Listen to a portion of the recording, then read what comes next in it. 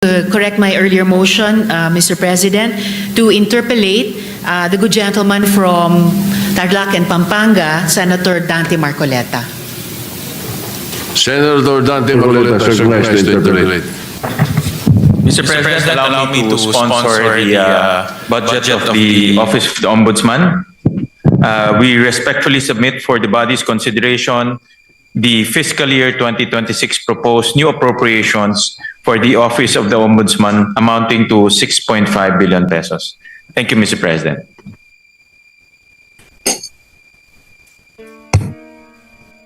Thank you, Mr. President. You go ahead, Senator Marcoleta, you're recognized.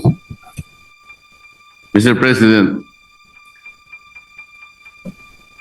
in several decisions of the Supreme Court, the Office of the Ombudsman was admonished for grave abuse of discretion, for acts of bending or twisting the law to expand its powers. I may cite several jurisprudence if I must. Mr. President,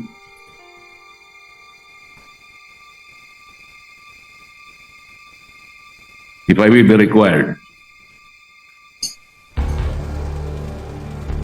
And we all know that the present Ombudsman, Mr. President, publicly flouted his predilection to bend the law. Does he believe that these decisions of the Supreme Court are wrong and he is not bound by these decisions?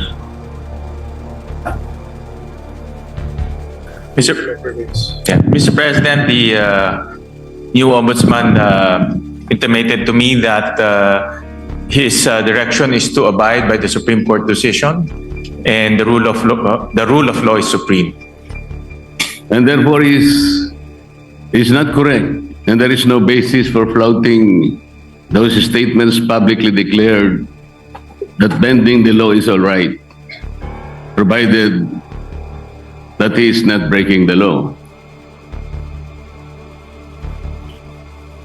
Mr. President, it's a figure of speech, Mr. President.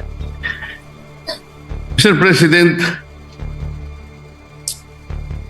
why figure of speech? The Office of the Ombudsman is a high office. We're not supposed to be guided by figures of speech.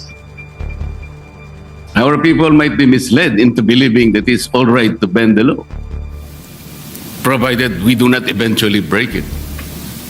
It should be explained succinctly, Mr. Speaker. It should be explained very well that that is not correct.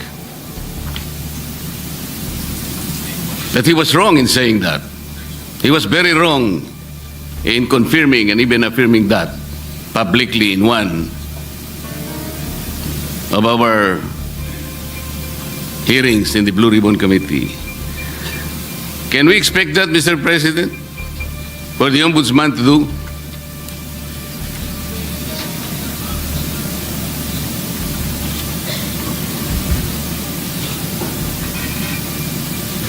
One minute suspension, Mr. President. Session suspended. Current ombudsman right now, he intimated to me that he is very strict in not bending the law. In fact, he also intimated that he will abide by the Supreme Court ruling, as he believes that the rulings are forms part of the law, and the rule of law is supreme, Mr. President. So he abides by those principles, Mr. President, and he will carry that in his tenure as the country's ombudsman, and especially in his quest to hold people to account and to put people in jail, who, especially those who transgressed our laws, Mr. President. So those are the principles that he abides by, and those are the principles he will carry in his duty as our ombudsman, Mr. President. Mr. President, abiding by that principle and acting otherwise is different. You say that you abide by the laws strictly, But you say publicly that you can bend the law. How is that? Doesn't the public need to be clarified very clearly on this matter, Mr. President? Our people might be confused by that statement. That's why I am asking whether he can make a clarification or he can make public apology for saying that, Mr. President. And this will be good for the country. Mr. President, we thank the good gentleman from Tarlac and Pampanga, Senator Marcoleta, for bringing this up.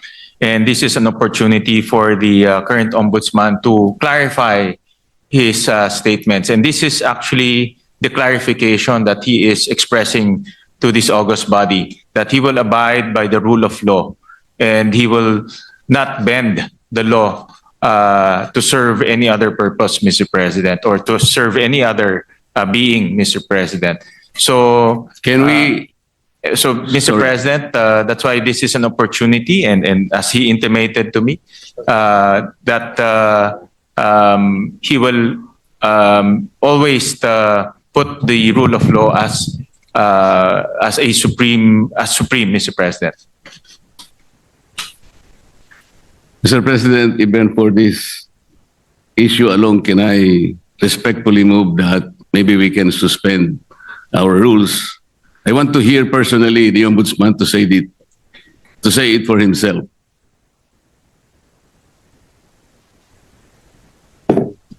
One minute suspension, Mr. President. Session suspended. What is your pleasure after that motion? Mr. President, with all due respect to the good gentleman from Tarlac and Pampanga, the Senator Marcoleta, we have very, very rarely given way to such a motion to suspend the rules, especially during budget plenary deliberations, with all due respect to Senator Marcoleta. So I apologize that it may not be possible also this morning, Mr. President. So therefore, we are not entertaining the motion. We are not entertaining the motion, Mr. President, but the chairman remains fully capable of addressing the important issue raised by the good gentleman. All right, thank you. Thank you, Mr. President. Thank you, Yes. Majority Leader. Muli nagpapasalamat po kami kay Senator Marcoleta at tinanong niya po yung itong issue. Nagbibigay po to ng oportunidad para sa ating bagong ombudsman klaruhin yung kanyang mga nasabi. At wala hong intention to bend the law. No? That's very clear. In fact, ang prinsipyo po ng ating bagong ombudsman is to follow the law and uphold the law. Dahil naniniwala siya na ang rule of law is supreme, Mr. President. So, para lang klaro, no, na itong nasabi niya ay isang figure of speech, pero wala hong intensyon na baliin po ang batas. Dahil ang kanyang intensyon ay ipatupad ng batas ng may integridad at may katarungan, Mr. President. Mr. President, kaya ko lang naman po ipinipilit ang bagay na ito sapagkat I think even the ombudsman as a lawyer himself believes in the court doctrine of our legal system, dura lex sed lex. Yung sinasabi nating bending the law will be inconsistent totally with this core legal system. Hindi mo po pwedeng kahit na konti. Tatanong ko nga sana to what extent can you bend the law that can still be acceptable? Hindi po pwede yun. Dura lex sed lex. At ako rin po, sumasang-ayon po kay Senator Marcoleta, the good gentleman from Tarlac, Pampanga, na ang batas po ay dapat ho natin ipatupad. At wala ho yan tinitignan. Kaya ho naka-blindfold po si Lady Justice dahil wala ho tinitignan. At yan rin po ang assurance ho ng ating bagong ombudsman dito po sa bulwagang ito at sa lahat po sa sambayang Pilipino na nanonood ho sa atin na ipapatupad niya ho ang batas na may integridad po. Kasi po, Mr. President, nakakabagabag talaga. Sana po figure of speech lang. Pero nagkaroon po kasi ng pagkakataon na hindi figure of speech yun eh. Dahil doon sa isang pagdinig sa Blue Ribbon Committee, nakita naman po nating lahat. When a particular witness applied for witness protection program, and the law is clear, the provisions of law on the requirements on how to apply for a witness under the witness protection program. Nandun po lahat yun eh. The enumerations, the requirements are exclusive. Pero sinabi po ng ating ombudsman, then the Secretary of Justice, pinipilit po merong restitution. I advise him that he cannot do that because restitution does not appear in the law. But Mr. President, he insisted. So doon po nagkakaroon ng problema. While publicly, he declares that he upholds the law to the fullest. Pero in reality, it is not being done. How can you put a requirement which is not in the law? And he said that was his opinion. His opinion will not even matter, Mr. President. Does that opinion will even prevail over the strict provision of law? Yun po yung aking ikinatatakot, ikinababahala, na nami-mislead po yung ating mga mamamayan eh. Pati ang ating processes po ay nalalagay sa alanganin. That's why this is very important. Na kailangan po masettle natin ang issue ito. We cannot bend the law.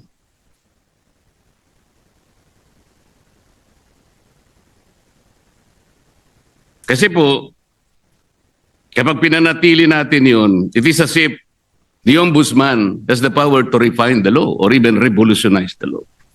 No one can do that, Mr. President.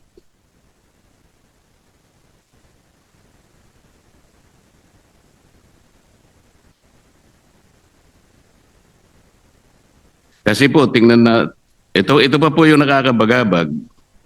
Still falls on this very subject, Mr. President. Kamakailan lamang po ang ating current ombudsman ay nag-announce na sa mga darating na araw, meron pong may issuean na warrants of arrest. Na mga iba po ay kasama pa natin sa kapulungan ito, Mr. President. Mr. President, may I ask whether the Office of the Ombudsman has the power to issue warrants of arrest?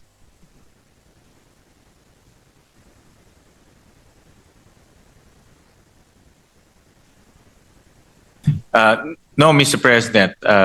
Ang trabaho na ho nila, ang pinaka-responsibility ho nila is to ensure accountability, Mr. President. Tama naman po yun at ako'y naniniwala. Pero bakit niya po kaya nasabi yun that on such a particular date warrants of arrest will be issued?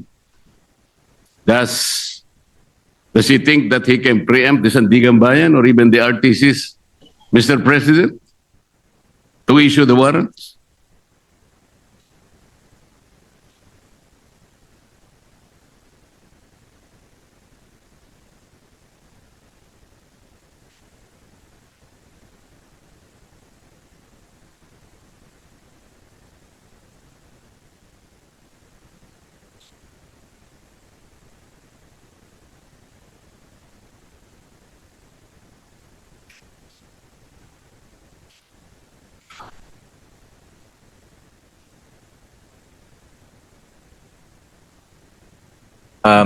Mr. President, this is a indicative timeline. Meron ho kasing sinusundan ng ombudsman na timeline at base po doon sa mga nakita nilang ebidensya, nakita ho nilang mga krimen na ginawa po ng iba't ibang personalidad.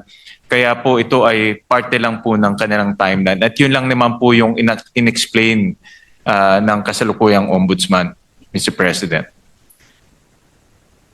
Mr. President, the Office of the Ombudsman is following a timeline.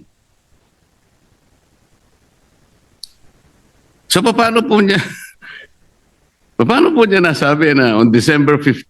Ano na yun? Anong date po ba yun? Ito po yung nakakatakot, Mr. President. Paano po natin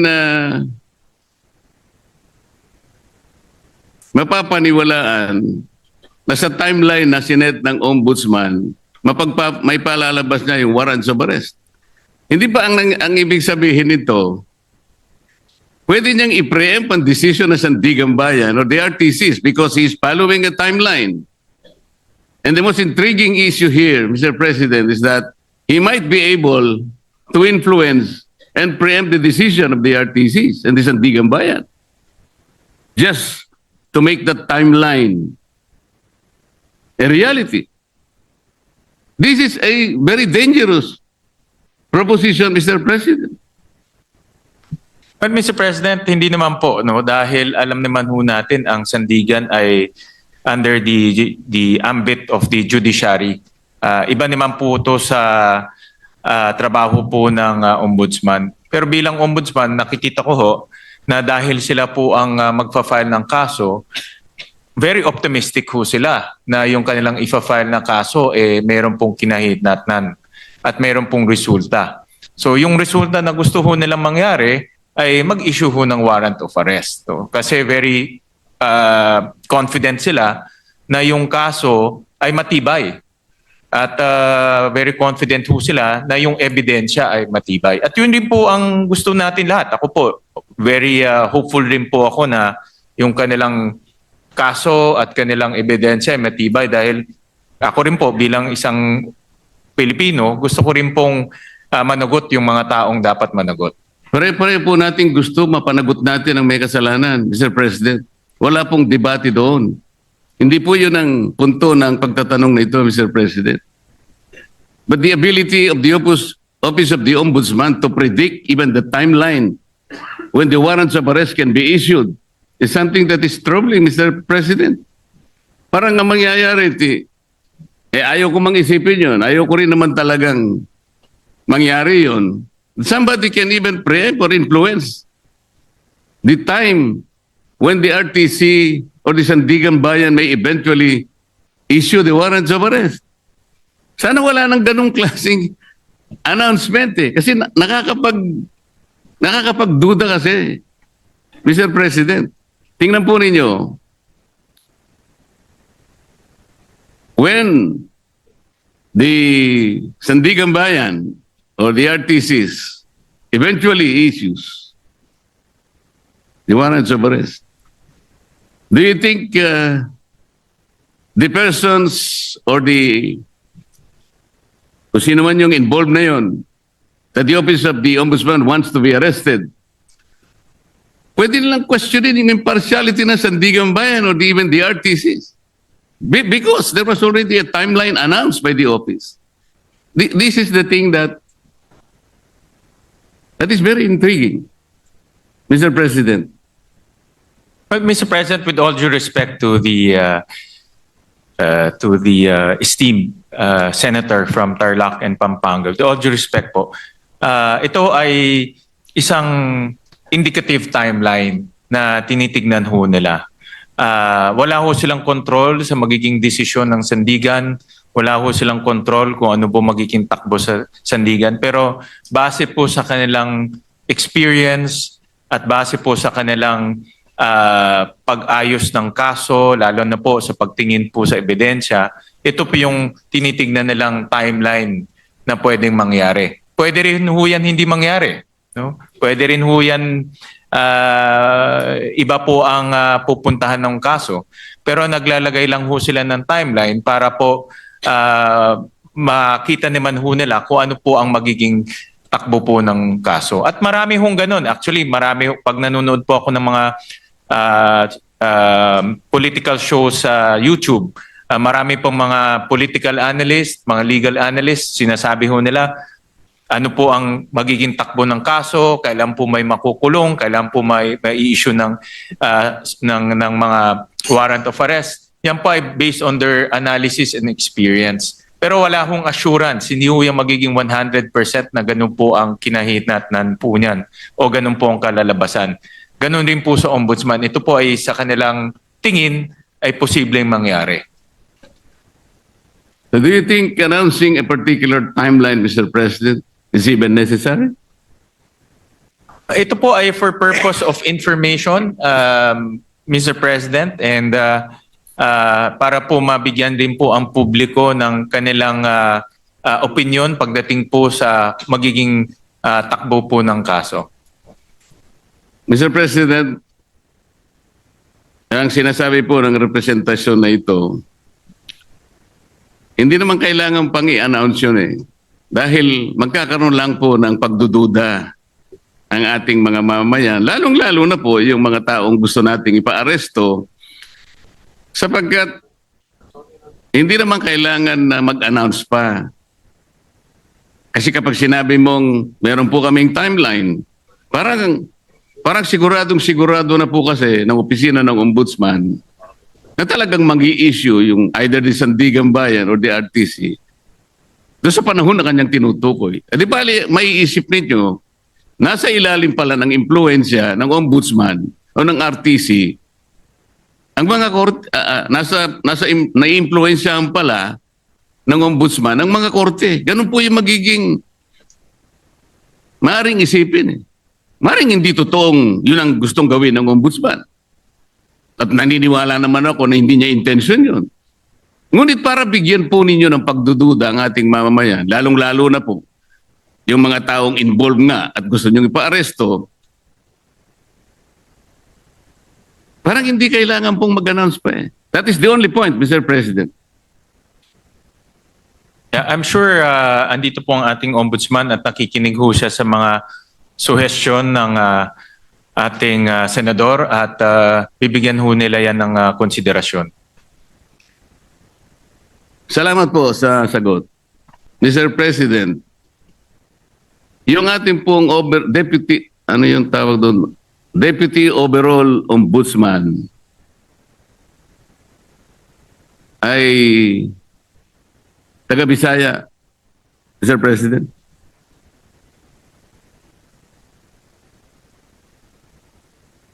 Yung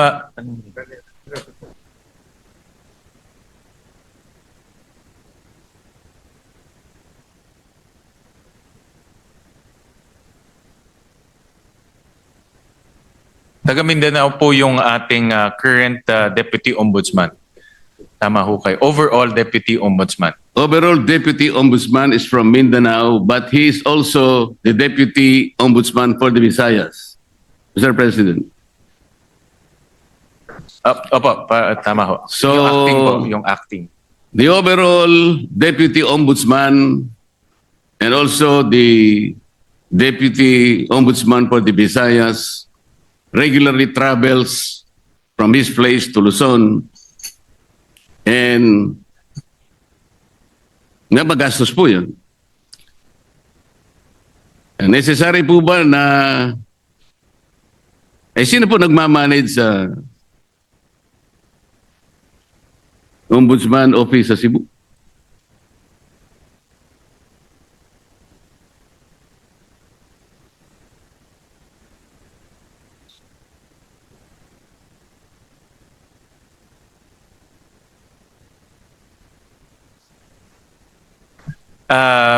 Mr. President, Senator Marcoleta, temporary po na bakante ho yung position na yon. Pero later on ho, ma-filled up rin ho yung position.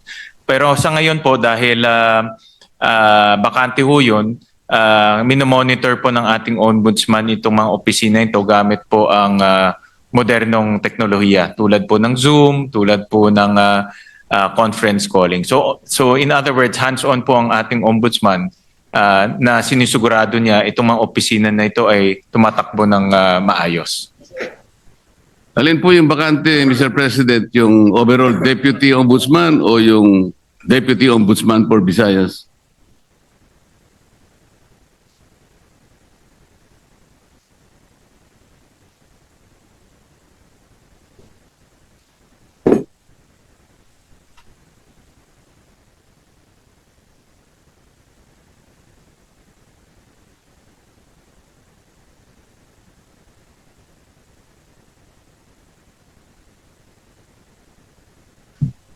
Ang bakante po ay yung overall deputy ombudsman for ito po ang bakante po. Yung overall deputy ombudsman ang bakante po. Yes. Dahil po suspended yung current overall deputy ombudsman. Kasi po kaya ako tinatanong to, Mr. President, napakagastos po yung regularly na pagta-travel po ng Deputy Ombudsman. Galing pa siya ng Mindanao. Meron pa siyang gawain dito sa Maynila dahil nga overall Deputy Ombudsman. Naisip ko po na unnecessary expense po yan sa opisina ng Ombudsman. Ang direction po ng ating bagong ombudsman ay talagang gawing episyente po ang opisina. Natural lang naman po kung may bagong liderato, inaayos niya yung kanyang opisina sa nakikita niyang pinaka-episyenteng struktura, Mr. President. So, hindi naman po nila intention na maging bakante to at later on rin po ay malalagyan rin po ng tao. Pero tinitignan nila kung anong pong paraan o anong pong structure ang pinaka magiging episyente po para po sa ombudsman offices, Mr. President. Mr. President, bago po naging ombudsman ang aking kaibigan, siya po ay magkaibigan naman tayong dalawa. Ikaw naman, dinideny mo yata eh. Yun nga sinasabi ko, kaibigan pala kayo. Yun nga sinasabi ko. Narinig niyo yata ako, Senator Marcoleta. Bago po siya naging ombudsman, Mr. President, siya po ay kalihim po ng ating Department of Justice. Yun naman pong dahil nag-retire po yung ating dating ombudsman Samuel Martires, nagkaroon po ng acting ombudsman. Siya po ay si overall deputy ombudsman Dante Vargas. Kapangalan ko pa siya. Nasaan po siya? Salamat po. Nandito ho siya. Siya po ngayon ang Deputy Ombudsman for Visayas and acting overall Deputy Ombudsman. Concurrent ho Yes, siya. Mr. President. For now. Yes, I know that. Ang itatanong ko po ay, nung siya'y acting overall Deputy Ombudsman, at sa panahon na yon ay applicant naman po ang aking kaibigan for Ombudsman na nabakante nga po, ay gumawa siya ng isang bagay na medyo napaisip ako, Mr. President.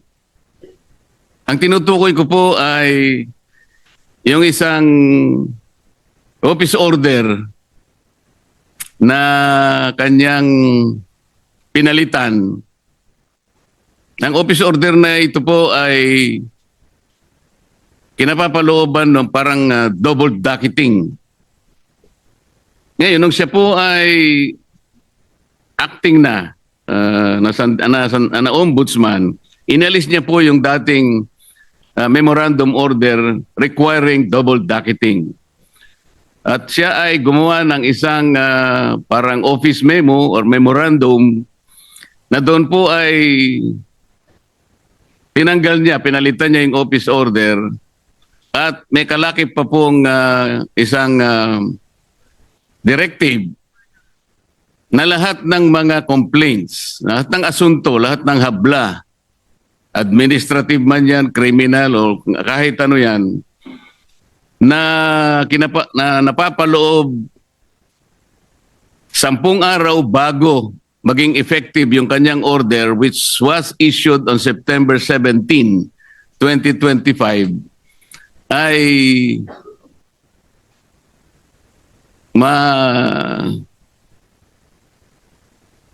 mawawala po yung sa docket. Ibig sabihin, ma-undocket yung mga complaints. 10 araw bago ma-issue yung kanyang memorandum circular or memorandum order. Mr. President, nagkataon po, kung di ako nagkakamali, September 15 yata, ay nag-file ng complaint sa maraming opisyales ng ating pamahalaan. Kasama po yata si noon ay dating Secretary of Justice, ang aking kaibigan.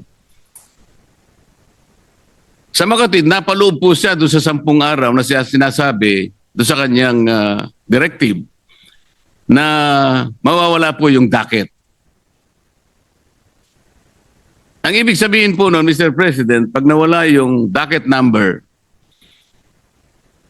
hindi na siya magiging active case kung hindi siya ay malalagay sa kategoriyaan na mga cases under evaluation. Ibig sabihin, Mr. President, wala pang active case, wala pang kaso. Sapagkat nawala ng visa yung naunang office order nung dating Ombudsman Samuel Martires. Yun po ang naging daan, Mr. President, kung kaya nakapag-issue ng clearance ang opisina ng Ombudsman. At dahil nga po, mistulang walang kaso laban sa aking kaibigan, nasama siya doon sa shortlist na pagpipilian ng ating Pangulo na susunod na Ombudsman ng ating bansa. Mr. President, wala bang, yung bang pangyayaring yun ay, is there something much to be desired in the entire process, Mr. President? Parang ang nangyari, nakagawa ng gano'n yung overall ombudsman nang hindi naman maliwanag what is the visible public service na pwedeng nakamit ng ating mamamayan doon sa ginawa niyang pagpapalit ng office order. Hindi kaya lang ginawa yon para mapagbigyan ang aplikasyon ng aking kaibigan at makakuha siya ng clearance upang sa ganon eventually he will be included in the shortlist to be submitted to the office of the President, makasama sa pagpipilian bilang ombudsman. Yun po yung aking gustong malaman, Mr. President.